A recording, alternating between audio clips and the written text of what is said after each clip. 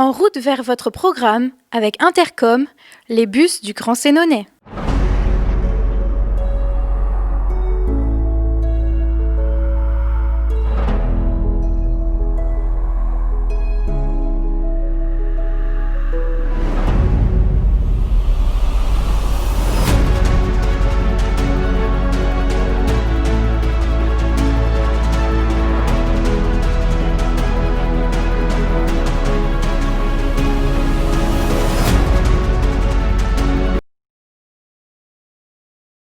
Ce mercredi était organisée une marche blanche à Pont-sur-Yonne en hommage à Samuel Paty, ce professeur d'histoire-géographie lâchement décapité après avoir donné un cours sur la liberté d'expression.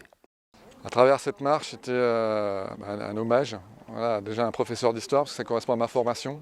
J'étais professeur d'histoire géo il y a quelques temps, donc rendre hommage aux enseignants sur la difficulté du métier et que les enseignants, quelle que soit leur matière d'enseignement, sont des piliers de la République.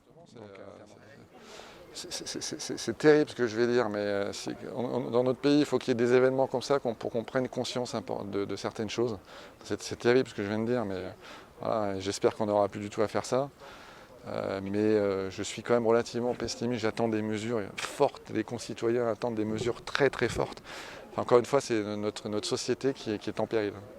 Mon ressenti, bien entendu, c'est à la fois beaucoup de tristesse pour ce collègue qui a été assassiné sauvagement, pour ses proches, et puis beaucoup de tristesse sur ce que ça peut représenter pour notre société, pour ce que ça peut représenter pour ses valeurs et de l'inquiétude par rapport à ce type d'acte ou une montée du fanatisme religieux. Parce que c'est un acte inimaginable. On ne pouvait pas imaginer qu'un jour un enseignant, ou quelle que soit la personne en fait, mais peut-être encore plus un enseignant puisse subir ce genre d'acte.